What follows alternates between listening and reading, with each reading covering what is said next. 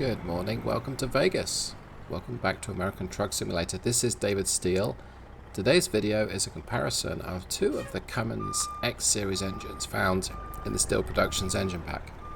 The first of these engines, and the one that I'm going to be driving with right now, is the X15 Efficiency. I'm using the 450 horsepower version, so that's 450 rated horsepower, 1650 foot-pounds of torque.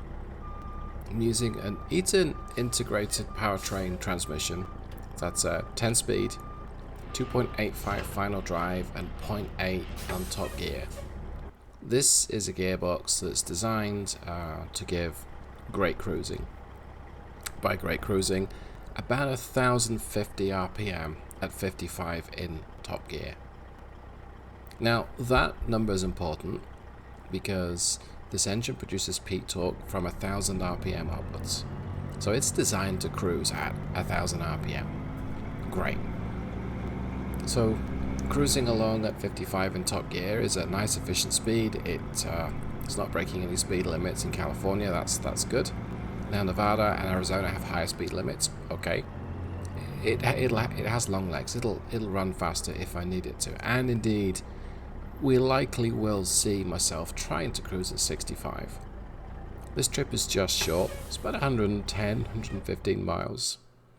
Let's go ahead and just check the map. So, I want the 93. Yeah, it's not hard to get there. I think it's left and then right. Yep, it is. I pretty much know this drive really well. There's strong acceleration needed to join the highway, but beyond that, a few gradients, it'll be fun.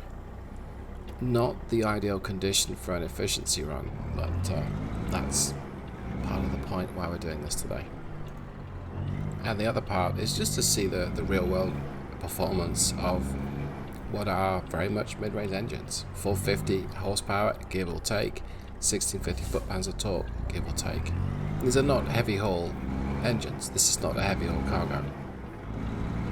Right, well, let's get on the move. So the X15 is the newest engine to the Steele Productions Engine Pack. At the time of speaking, I released it the last couple of days. It went live last couple of days. I may have some further work to do with the very low down torque curve of this engine. But on the whole, you're not going to be running this, or trying to run this engine, I should say, below about 1,000 RPM. You might drop down to maybe 900, it's depending what you're doing. But pretty much keep this thing on the boil, 1,000 to 1,500 RPM, and even then you shouldn't need those extra revs. It should be what you need most of the time. Alright, well, let's settle back and go through Vegas.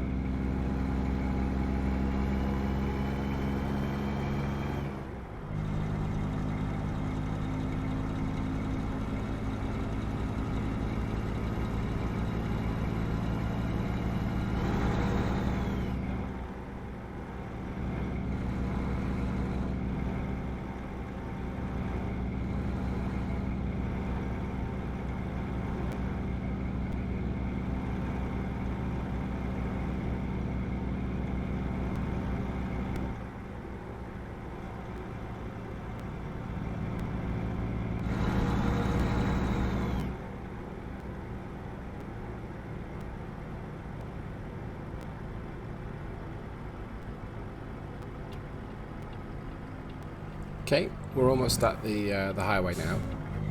I've been kind of lucky with these lights. One of the big differences I find between the X12 and X15 is the X12 has a certain willingness to rev. Yeah, it does produce more power and a bit more torque, but it feels much more willing. Now, the downside of that is it has better acceleration, but that's not always what you want. Sometimes you want the more methodical approach. The X15 it's a little stronger low down, just a little, but not enough so that you'd really notice it. Sunrise will be here soon, and we'll almost be at the freeway, so I'm looking forward to this.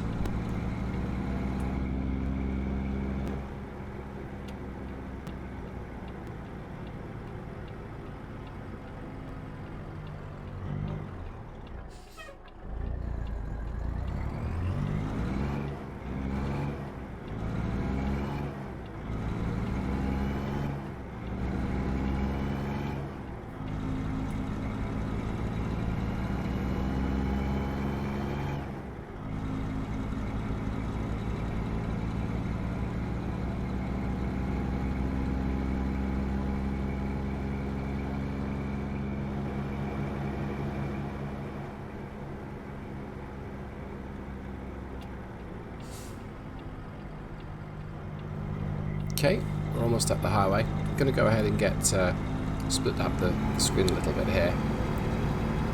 So on the left side we've got the X15, and on the right side we've got the X12. Let's see how these things go.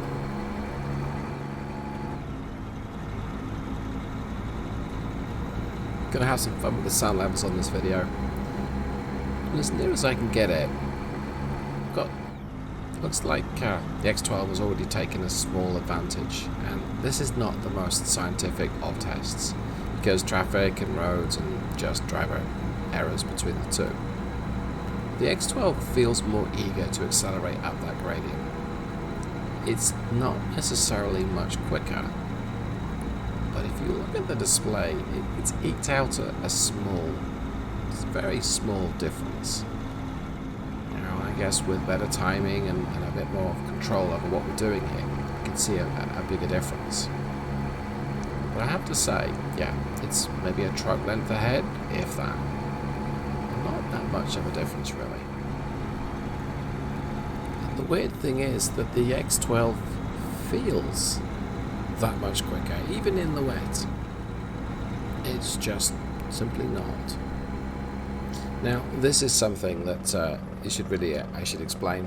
The engine brake on the X12 is way weaker than the X15. I mean, it makes that noise, doesn't really seem to do much. So if you're heavy hauling, you're going to notice that. Now, yes, you could get a transmission with a retarder and that will help a massive amount, but if you like the engine brake, you're going to notice that.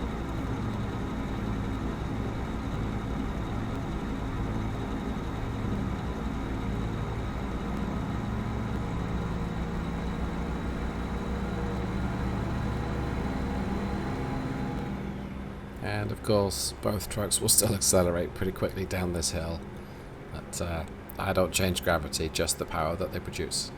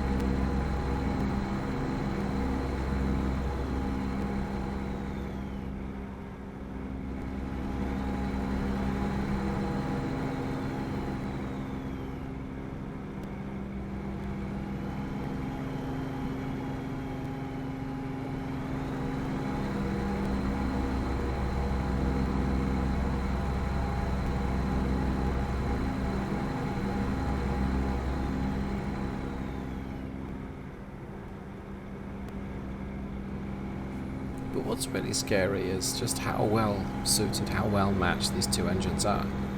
Now I know on paper that they should be.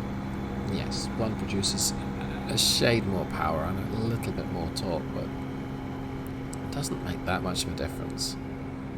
And the sound effect, the turbo whistles, they're almost synchronized, other than that truck length between the X12 and the X15. That's a good thing. You can choose either of these engines and you're going to get a similar experience in terms of performance. Similar. One will feel quicker, but doesn't appear to be on the road. Yeah, I see. The X12 has got a definite advantage here. It has further widened the distance. Maybe it's a quarter mile by this point, but still open to chance. And I dare say if I'd pulled in to get myself weighed, the X12 would probably be behind by this point too. Just that engine brake is so weak.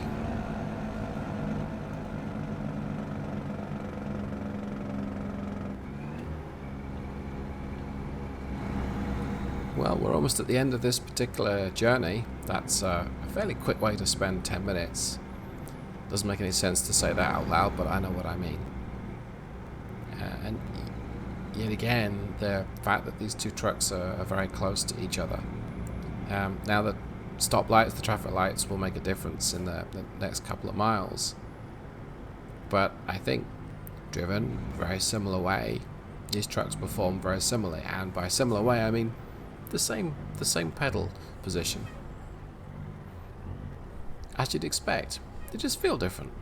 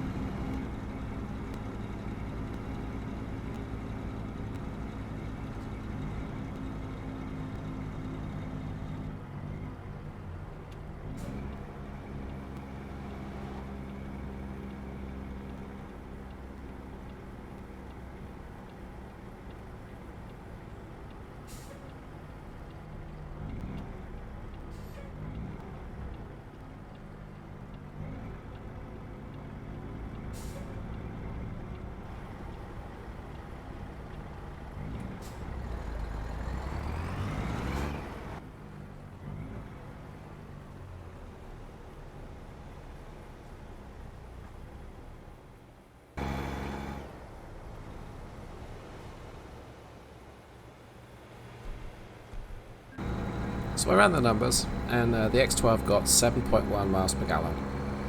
Given the load, the road, the trip, the time, I am very happy with that. So now let's just see what the X15 Efficiency gets. And we're almost there. I decided not to even try the difficult parking because too many variables. And I didn't want to extend this video by another 5 to 10 minutes, right? Let's pull this thing in.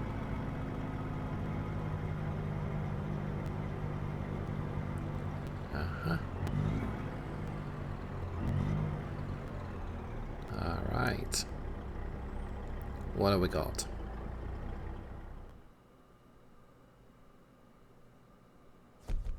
So that's 6.8 miles per gallon. So that is a little bit more than the X12, but only a little bit more. And it's not statistically provable. I'd have to do an awful lot more miles with different trucks and different loads, so on and so forth. The trend is the X12 will use less, and on paper it should. But the concession? Much poorer engine brake. Feels like it's going quicker than it really is. I guess ultimately, you can choose either of these engines, and you're going to get a similar experience, and that's a good thing. Anywho. Thanks so much for watching. I hope you've enjoyed this one. Take care. I'll see you in the next one. Goodbye.